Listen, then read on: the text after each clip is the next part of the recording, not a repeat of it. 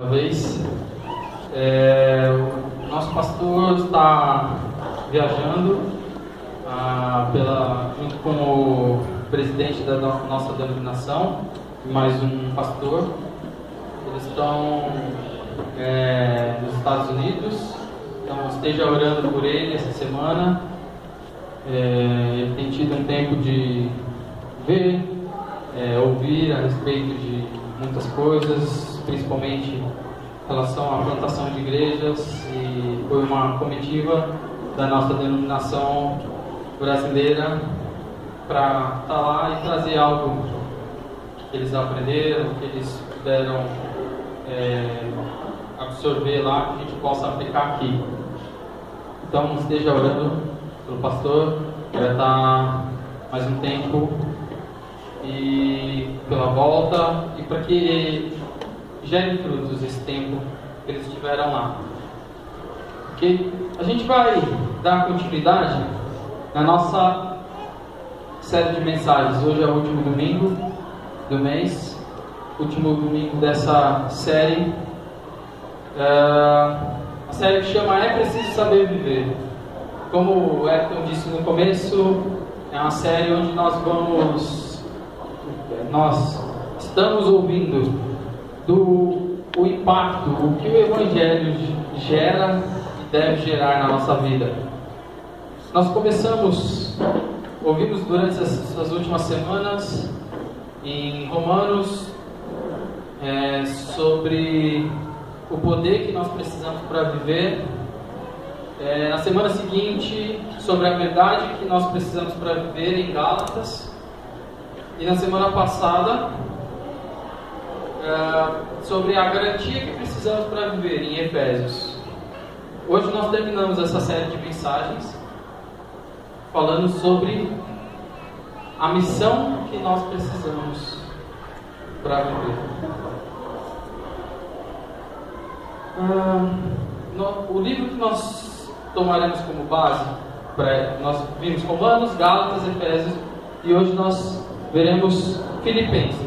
Então, se você tem sua Bíblia aí e quiser abrir, pode abrir no primeiro capítulo de Filipenses, que vai ser o texto base que a gente vai usar para essa reflexão. Mas antes de ler, eu queria falar um pouco com vocês sobre o contexto. A carta aos Filipenses foi uma carta escrita para o povo que congregava na igreja de Filipe. Quem escreve essa carta foi Paulo. Essa igreja foi fundada por Paulo, e ele está escrevendo para uma igreja que ele conhecia. Outra coisa que a gente deve levar em consideração quando a gente para ler Filipenses é que Paulo está escrevendo essa carta da prisão. Ele está preso. Ou seja, ele não sabia quanto tempo ia demorar para ele ser libertado, se é que ele seria libertado. E nesse contexto, ele escreve uma carta para os santos que estão em Filipos, para as pessoas que participam da igreja de Filipos. E por incrível que pareça, quando você vai dar uma olhada, uma coisa que Paulo cita repetidamente no texto é sobre a alegria. Ele começa o texto, a gente já vai ler, falando sobre a alegria que ele tem em ouvir as notícias a respeito da igreja em Filipos. E ele fala sobre a necessidade também, no livro de Filipenses, que a gente tem de se alegrar no Senhor. O fato de Paulo estar na prisão e escrever sobre a alegria dele ao lembrar dos Filipenses, a gente pode ter uma ideia do amor que Paulo sentia pela missão. Porque mesmo estando numa situação desfavorável, preso, não podendo fazer tudo o que ele queria, mas ele se alegrava ao ouvir que aquilo que ele tinha feito, que a mensagem, a missão que ele tinha, continuava.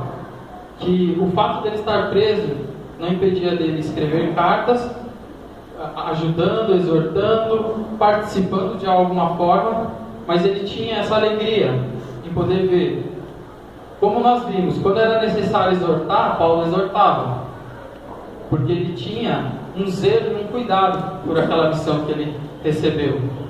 Mas quando ele tinha motivos para se alegrar, ele também se alegrava, mesmo não estando numa situação tão propícia para isso. Vamos ler o primeiro capítulo da carta de Paulo aos Filipenses. Eu queria que você reparasse, só nesse primeiro capítulo já tem umas 3 ou 4 menções a expressões de alegria. Vamos lá? Filipenses 1. A palavra de Deus diz assim: Paulo e Timóteo, servos de Cristo, a todos os santos em Cristo Jesus, que estão em Filipos, juntamente com os bispos e diáconos, a vocês, graça e paz da parte de Deus, nosso Pai e do Senhor Jesus Cristo. Agradeço ao meu Deus toda vez que me lembro de vocês. Em todas as minhas orações em favor de vocês, sempre oro com alegria, por causa da cooperação que vocês têm dado ao Evangelho, desde o primeiro dia até agora. Estou convencido de que aquele que começou a boa obra em vocês vai completá-la até o dia de Cristo Jesus. É justo que eu assim me sinta a respeito de todos vocês, uma vez que os tenho em meu coração, pois quer nas correntes que me prendem, quer defendendo e confirmando o Evangelho, todos vocês participam comigo da graça de Deus. Deus é minha testemunha de como tenho saudade de todos vocês, com a profunda afeição de Cristo Jesus. Esta é a minha oração, que o amor de vocês aumente cada vez mais em conhecimento e em toda a percepção, para discernirem o que é melhor, a fim de serem puros e irrepreensíveis até o dia de Cristo. Cheios é o dia de Cristo. Cheios do fruto da justiça, fruto que vem por meio de Jesus Cristo, para a glória e louvor de Deus. Quero que saibam, irmãos, que aquilo que me aconteceu tem antes servido para o progresso do Evangelho. Como resultado, tornou-se evidente a toda a guarda do palácio e a todos os demais que estão na prisão, por causa de Cristo. E a maioria dos irmãos, motivados no Senhor pela minha prisão, estão anunciando a palavra com maior determinação e destemor. É verdade que alguns pregaram a Cristo por inveja e rivalidade, mas outros o fazem de boa vontade. Estes o fazem por amor, sabendo que aqui me encontro para a defesa do Evangelho. Aqueles pregam a Cristo por ambição egoísta, sem sinceridade, pensando que me podem causar sofrimento enquanto estou preso. Mas que importa? O importante é que de qualquer forma, seja por motivos falsos ou verdadeiros, Cristo está sendo pregado, e por isso me alegro. De fato, continuarei a alegrar-me, pois sei que o que me aconteceu resultará em minha libertação, graças às orações de vocês e ao auxílio do Espírito de Jesus Cristo. Aguardo ansiosamente e espero que em nada serei envergonhado, pelo contrário, com toda a determinação de sempre, também agora Cristo será engrandecido em meu corpo, quer pela vida, quer pela morte, porque para mim o viver é Cristo e o morrer é lucro. Caso continue vivendo, no corpo terei fruto do meu trabalho, e já não sei o que escolher. Estou pressionado dos dois lados.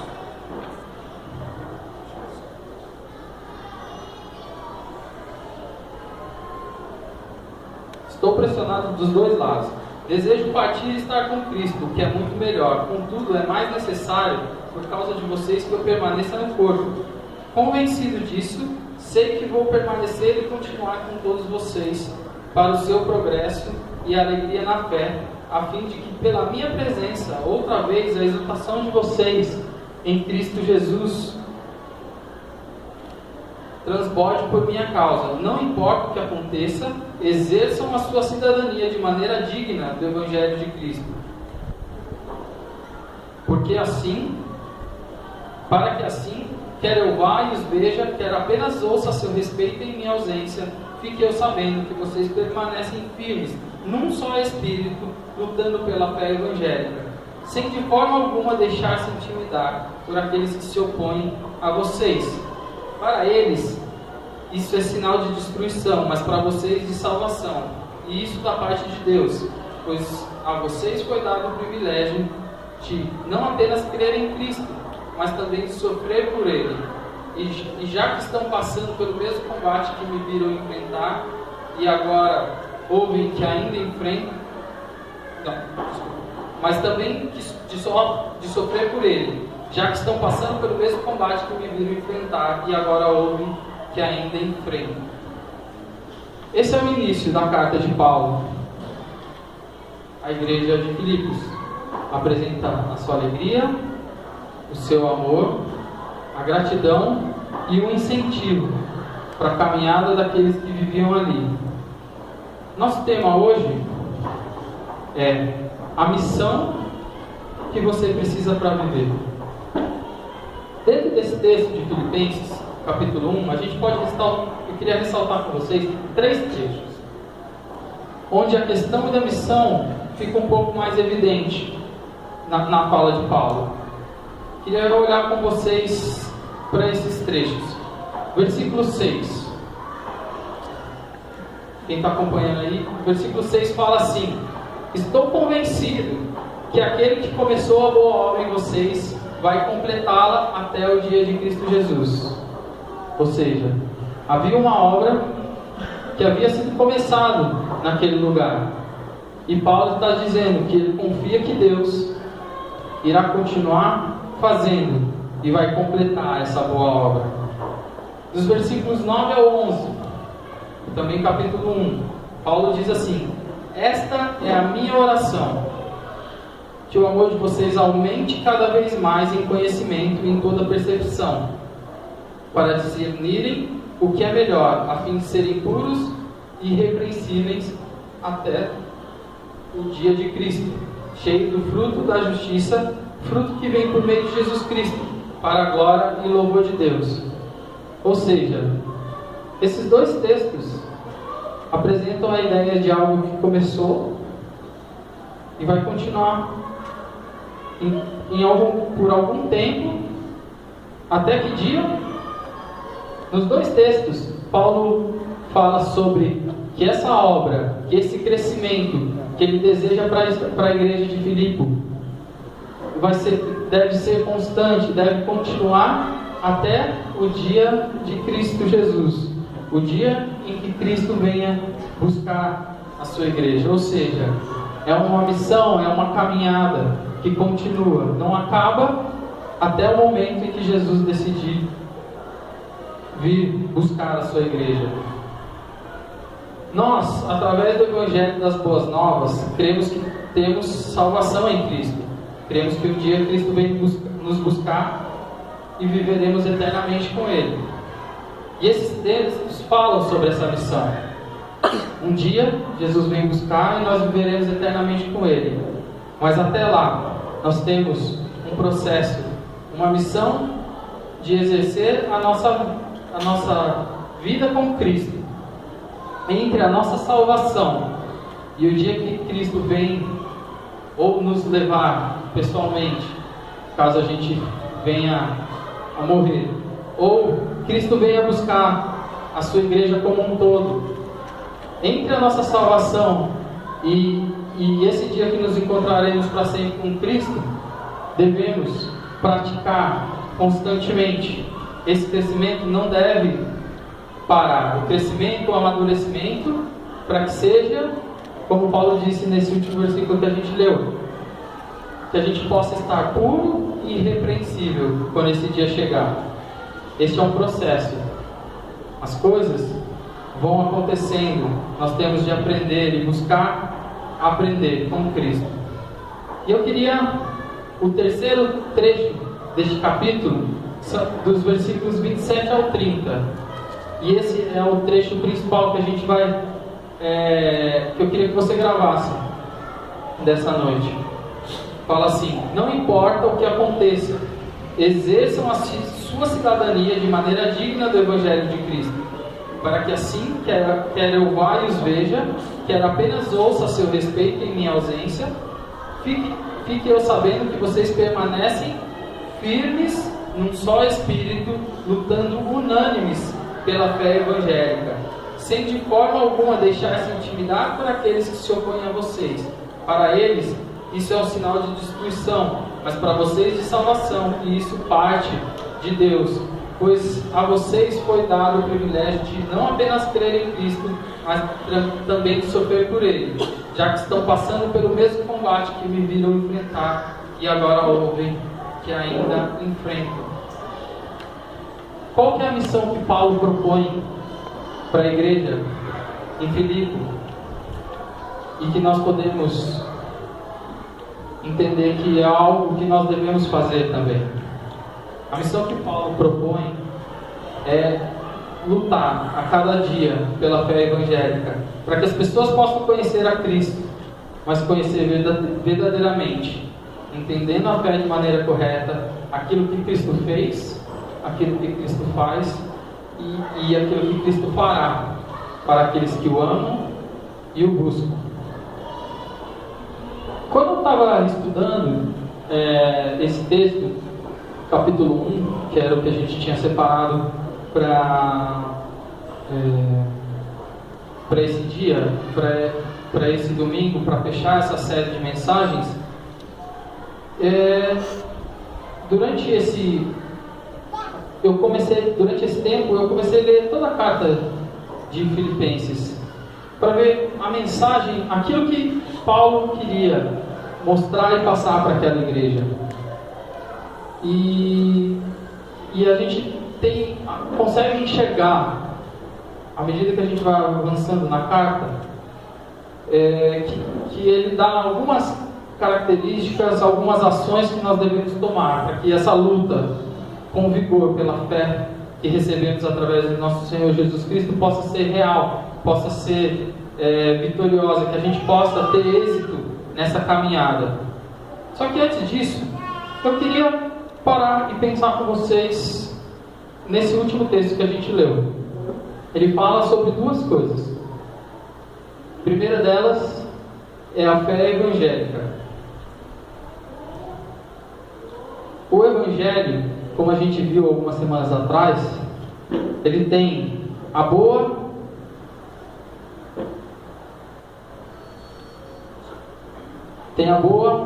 e a má notícia. A má notícia é que quando a gente entende e é confrontado pela situação em que a gente está condenado pelo nosso pecado e não há nada que a gente possa fazer para que isso mude. Mas as boas novas do Evangelho é que através de Cristo e seu sacrifício nós temos a possibilidade de mudarmos o rumo da nossa história e esperar o dia em que viveremos eternamente com Ele. Essa é a fé que nós devemos lutar. Aquilo que nós devemos buscar que as pessoas conheçam, entendam que sem Cristo nós temos uma condenação, mas Cristo veio, se deu em nosso lugar para que a gente possa ter vida novamente. E a segunda coisa, quando a gente para entender a respeito do que a gente deve lutar, quando Paulo fala lutem lutando unânimes pela fé evangélica, a outra palavra que ele usa é unânimes. E quando a gente pensa nessa palavra, eu fui buscar no dicionário e uma das definições que a gente encontra é unânime, que é do mesmo parecer, que tem o mesmo sentimento. Ter o mesmo sentimento ao lutar pela fé evangélica, é isso que nós devemos ter. Paulo diz, em um só espírito, lutando pela fé evangélica. Temos de ter um só espírito, uma só mente, o mesmo sentimento. Quando eu leio essa expressão, lutando unânimes, me vem uma figura na mente. Eu não sei quantos de vocês conhecem, mas é uma coisa que eu gosto muito. Já leu alguma história, não sei se dá para enxergar muito bem, sobre a parede de escudos. Quem gosta de filmes medievais, livros que contam história de épocas onde as pessoas lutavam com espada, escudo, existem algumas descrições de uma formação onde como está ali, todos os guerreiros vão colocando os escudos um do lado do outro, quase que encaixado no outro, e daí vem uma segunda fileira com um escudo mais em cima e mais em cima, ou seja, todos eles estão com o mesmo foco, todos eles estão com a mesma visão. O escudo deve estar todo em sincronia de pensamento e ação, porque se uma parte avançar mais rápido que a outra, fica desprotegido. Então, tudo tem que estar todas as pessoas que estão ali, para se proteger e conseguir avançar, devem ter o mesmo pensamento e a mesma ação. Tudo deve estar coordenado. E quando eu pensei lutando unânimes, eu pensei nisso. A gente deve estar com o mesmo objetivo, o tempo certo, tudo sincronizado, para que a gente possa continuar andando, para que a gente possa se proteger, para que a gente consiga alcançar a nossa missão. Essa é a nossa missão, aquilo que nós precisamos para viver. Essa é a missão que nós precisamos para viver. Mas como que a gente coloca em prática isso? Uma vez que eu entendi que eu devo lutar unanimemente com a igreja pela fé evangélica, ou seja, eu sei o que eu tenho que fazer. Mas como que eu chego até lá? Como eu chego até esse ponto? De estarmos unânimes lutando pela fé de que Cristo nos salva através do amor demonstrado na cruz. Assim como esses guerreiros que caminham juntos. E eu queria te propor um desafio nessa semana. Eu queria que a gente vai falar um pouco aqui, mas eu queria te desafiar a ler a carta toda de Filipenses. São apenas 4 capítulos, ou seja, dá menos de um por dia. Mas pare e presta atenção. Quando eu vou falar de alguns textos, algumas partes da carta de Filipenses, e eu queria que você separasse, se autodesafie a ler e reencontrar aquilo que nós vimos hoje e pedir para Deus, me ensina cada uma dessas coisas, me ajuda a ser uma das pessoas que vão estar com um pensamento alinhadinho, com os movimentos sincronizados com o resto do teu povo. Então, olhando para a carta de Filipenses, eu queria passar por alguns trechos com vocês para exemplificar como a gente chega ao lutando unânimes pela fé evangélica. Não quer dizer que basta a gente fazer uma vez. Não, tudo isso gera, como Paulo falou lá no começo, começa a obra e vai sendo aperfeiçoada, crescimento em amor, crescimento no Espírito de Deus até o dia que Jesus vier. Mas temos boas dicas para como que a gente põe em prática isso. A primeira coisa que Paulo cita, que eu separei para a gente conversar, é a comunhão. Por que a comunhão? Lembra o texto que a gente leu? Falava assim, lutando unânimes pela fé evangélica. E até onde eu sei, unânime sozinho é meio difícil. Quer dizer, na verdade é muito fácil. Eu espero que ninguém tenha problema de ser unânime consigo mesmo, né? Então, como a gente viu, na definição lá, unânime é ter o mesmo parecer, o mesmo sentimento, uma só vontade. Se você está sozinho, normalmente não existem dois sentimentos, duas vontades, duas opiniões, mas no capítulo 3, versículo 17 de Filipenses, Paulo fala assim: irmãos, sigam unidos o meu exemplo e observem os que vivem de acordo com o padrão que lhes apresentamos. Paulo está falando, caminhem juntos, ou seja, precisamos estar juntos caminhando e compartilhando a nossa fé. Nenhum dos itens que eu vou falar a seguir sobre lutar, que nos ajuda a lutar, faz muito sentido se você for alguém sozinho, que se isola, que tem dificuldade, que faz questão em ter dificuldade de se relacionar com as pessoas. Daí eu lembrei eu não sei quantos de vocês vão lembrar, mas eu lembrei de um personagem que era o Urtigão, aquele cara que vive sozinho lá na cabana dele, com a espingarda, com a barba desse tamanho, que todo mundo tem essa figura desse cara que vive sozinho no alto da montanha.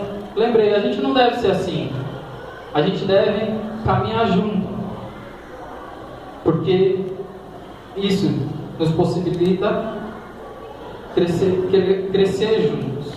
A segunda coisa que eu separei é a cidadania. Paulo fala: não importa o que aconteça, exerçam a sua cidadania de maneira digna do Evangelho de Cristo. Exerçam sua maneira digna do Evangelho. Algumas outras traduções dizem: viva da maneira como o Evangelho diz, conduza a sua vida, porte-se dignamente, como o Evangelho diz. Nós devemos usar a Bíblia como padrão de vida, para que de maneira nenhuma isso possa interferir na nossa luta pela fé das boas novas de Cristo. Que o nosso proceder no dia a dia esteja de acordo com a nossa fé, com aquilo que nós pregamos.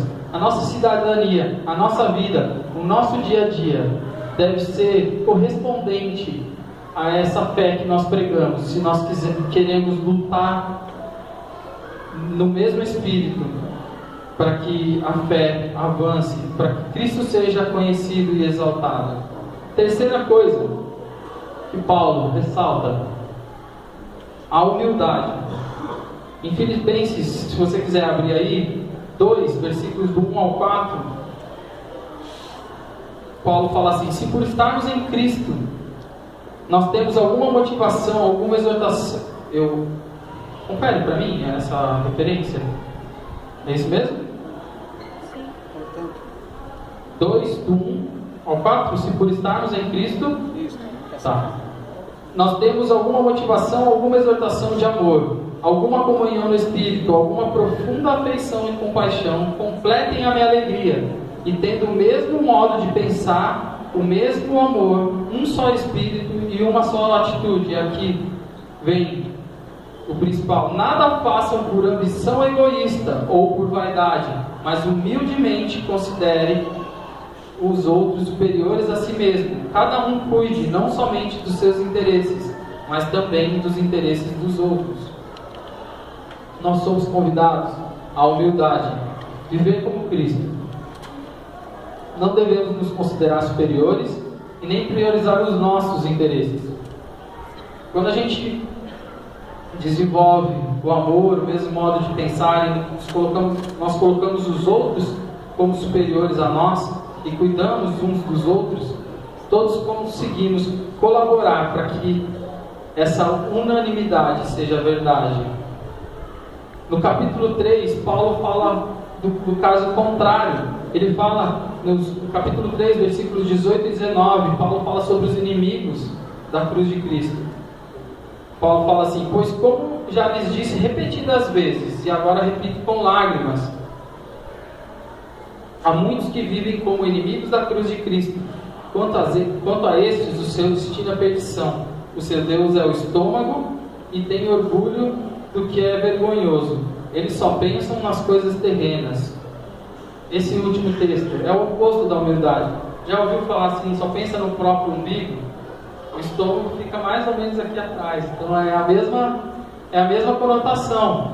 Aquele que só pensa nos próprios interesses, nas próprias vontades, é o contrário daquilo que a gente tem visto, de ser unânime e de viver humildemente, considerando as pessoas, em ajudar, em viver como comunidade de fé.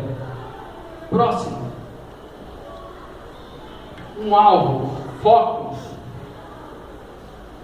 Versículos do 13 ao 15 do capítulo 3, Paulo fala assim: irmãos, não penso que eu mesmo já tenho alcançado, mas uma coisa faço, esquecendo-me das coisas que ficaram para trás, e avançando para as que estão adiante, prossigo para o alvo, a fim de ganhar o prêmio do chamado celestial de Deus em Cristo Jesus. Todos nós, os que alcançamos a maturidade, devemos ver as coisas dessa forma. E se em algum aspecto vocês pensam em modo diferente, isso também Deus lhes esclarecerá. O que Paulo fala aqui?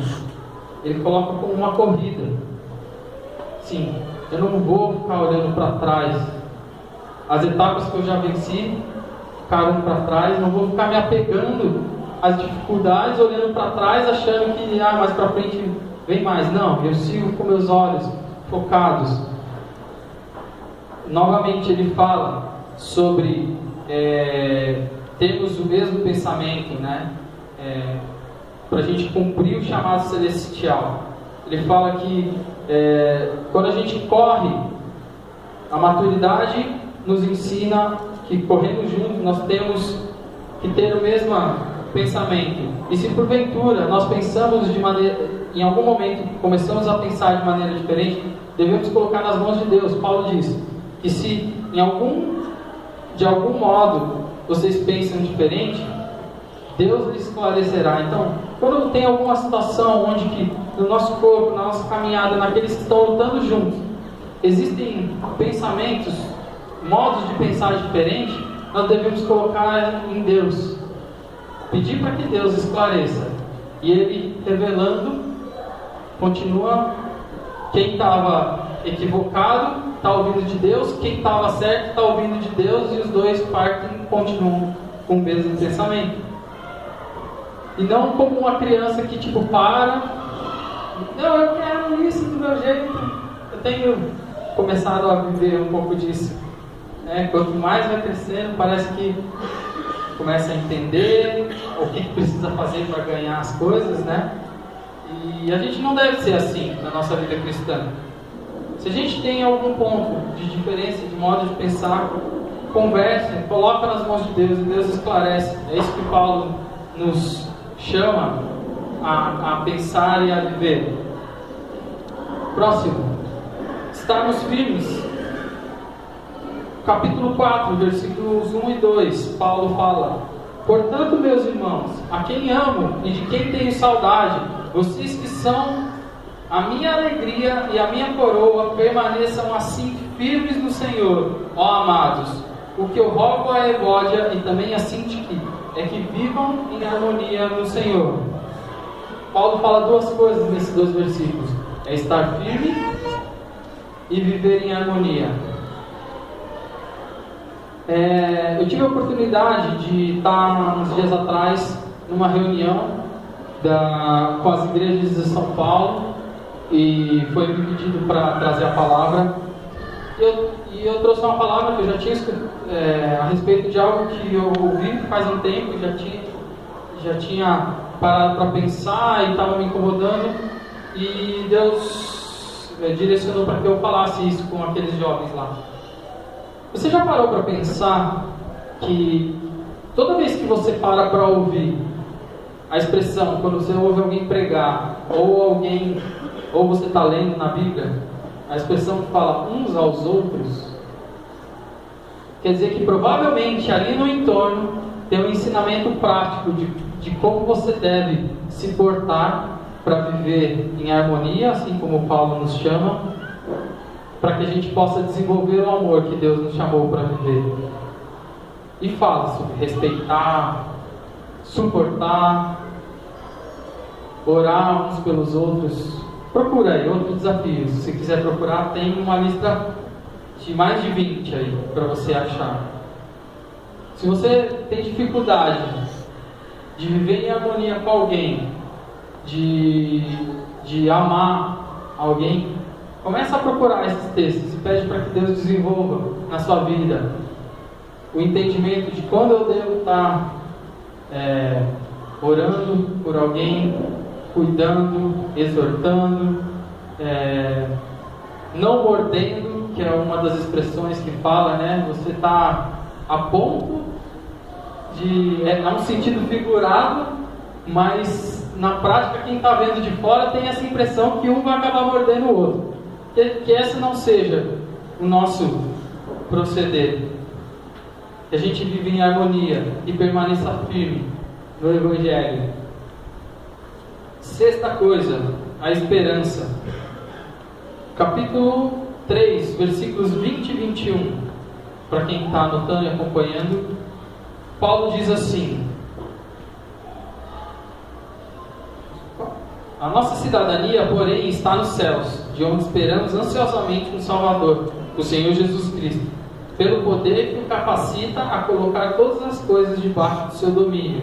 Ele transformará os nossos corpos humilhados para serem semelhantes ao seu corpo glorioso. Então Paulo fala, no entorno deste texto, fala que nós não devemos nos preocupar com os problemas, com os inimigos da cruz, mas que a gente foque os nossos olhos na esperança que nós temos, naquilo que Deus nos promete, que a gente busque servir e lutar pela fé evangélica, porque no fim, como Paulo disse no capítulo 1 lá, esse processo termina no dia que nós vamos nos encontrar com Cristo, no dia em que Cristo vier buscar a sua igreja, quando nós teremos nossos corpos glorificados e a partir daí viveremos eternamente com Ele. E último, que eu falei que Paulo cita várias e várias vezes no livro de Filipenses, é a alegria. Paulo cita muitas vezes a questão de alegria na carta. No capítulo 4, versículo 4, ele nos chama a nos alegrarmos em todo o tempo. No capítulo 4, versículo 4, fala assim: alegre-se sempre no Senhor. Novamente direi, alegrem-se. Nesse capítulo, continuando, ele fala para se alegrar, tem um versículo que acho que todos já ouviram de uma forma ou de outra, que fala assim: tudo posso naquele que me fortalece.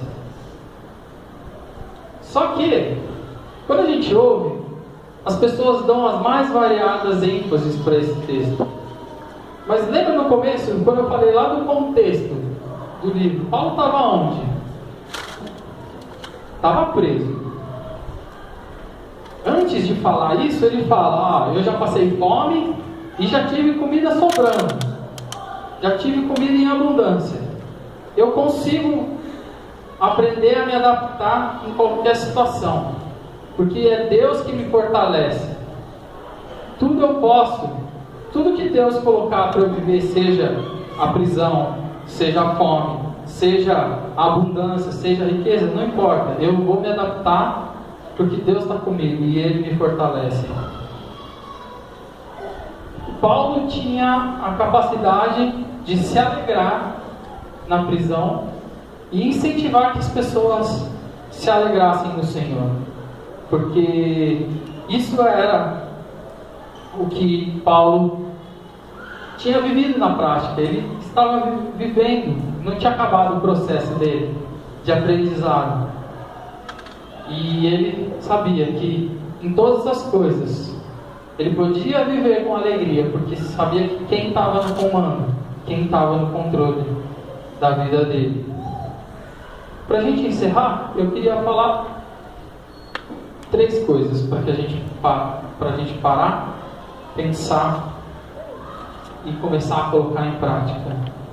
Eu estava lendo numa Bíblia de estudo e algo que estavam falando ali, eu queria você parasse para pensar um segundo. Como que a gente é lembrado? Você, sozinho, a nossa igreja? Porque Paulo, lá no começo do texto que a gente leu, ele fala: toda vez que eu oro, que eu lembro de vocês, ele ficava alegre, contente. Esse tem que ser a nossa vida. A gente lutar unânime pela fé evangélica, estando com um só pensamento, um só espírito, caminhando, olhando para o alvo, esquecendo as coisas que ficam para trás, não se apegando às coisas que a gente já deixou ou deveria ter deixado para trás, mas que a gente possa ser lembrado como aquelas pessoas que realmente amam, que vivem em harmonia, que têm um só pensamento, um só proceder. Paulo fala: agradeço a meu Deus toda vez que me lembro de vocês. Sempre oro com alegria. A segunda coisa: como tem sido a nossa luta? A nossa luta pela fé na boa nova em Cristo Jesus. O que Deus quer de mim está precisando melhorar. Minha alegria, o meu foco, minha humildade. Cada uma daquelas 7 coisas que a gente olhou aqui, tem alguma coisa? Fé, humildade, alegria, o meu portar. Preciso estar mais firme, preciso ter mais consciência do meu alvo, preciso ter foco. O que Deus quer para a minha vida, para a nossa vida, é que vivemos juntos, unânimes, caminhando em direção ao alvo, proclamando as boas novas que Cristo nos trouxe. Nesse tempo que eu tive lá com os jovens, o texto principal que eu tive é o versículo, no livro de João, capítulo 13, se você quiser anotar, a gente não vai ter aqui projetado, versículo 33. Não, 34 e 35. E a pergunta é: como tem sido qual é a nossa identidade? Capítulo 13, versículo 34 do livro de João. Jesus fala assim: um novo mandamento lhes dou: amem-se uns aos outros, como eu os amei. Vocês devem amar-se uns aos outros. Lembra que eu falei uns aos outros? Versículo 35: com isso todos saberão que vocês são meus discípulos, se vocês se amarem uns aos outros. A Bíblia diz, Jesus diz que as pessoas olhando para nós, se a gente se amar uns aos outros, se a gente viver unânime, com um pensamento, não se colocando acima uns dos outros, se a gente conseguir viver em harmonia, se a gente caminhar junto, sincronizado, amando, respeitando, edificando um ao outro, amando, as pessoas lá fora vão entender e vão saber que nós somos realmente discípulos de Jesus Cristo. Não somente aquilo que eu prego, mas aquilo que ela vê na minha vida. Como se fosse... Sabe quando você sai com a camisa de algum time, a pessoa olha a cor e o formato do símbolo, às vezes ela não precisa nem ler o que está escrito, ela já sabe o que é. Imagina, alguém está te vendo de longe, o seu portar está vendo... Por exemplo, nós vamos para um parque fazer alguma programação e de longe as pessoas veem, tem alguma coisa diferente ali. Porque tanta gente junto, normalmente dá confusão, normalmente dá problema, mas tem alguma coisa diferente ali. Jesus disse que a gente ia ser reconhecido por esse amor que nós temos uns pelos outros. A nossa luta pela fé evangélica começa no amor. E praticar essas coisas, que a gente desenvolva a nossa mente, nosso corpo, que a gente não pare, não ache que já está bom, porque Paulo fala aqui, nos alerta, que A boa obra, Deus vai completar ao longo do tempo, Ele vai completar a obra até o dia em que Cristo volte. E aí nós vivemos para sempre com Ele. Eu queria deixar isso com vocês nessa noite, que você pare e pense, dá uma lida, pensa, o que eu preciso mudar na minha vida? O que eu preciso desenvolver na minha vida? O meu amor está ok? A minha humildade está ok? A minha fé, estou firme? Estou caminhando para o alvo? Eu estou deixando as coisas que me distraem para lá? Ou toda hora que vem alguma coisa me distrair? Eu sei que eu tenho que fazer, eu sei que Deus quer de mim, mas eu estou deixando me distrair. Não, vou fazer tal coisa, vou fazer tal coisa. Como tem sido a sua vida? Como tem sido a sua luta? Como tem sido a nossa luta como Igreja de Cristo, como comunidade de fé? O desafio não é simples, mas a gente tem a quem recorrer, tem a quem um Deus que nos fortalece na nossa caminhada e que está conosco o tempo todo, e é Ele quem vai fazer o nosso crescimento acontecer, a nossa maturidade chegar, até que um dia a gente possa ser reconhecido facilmente como discípulo do Senhor Jesus Cristo. Amém? Feche os seus olhos.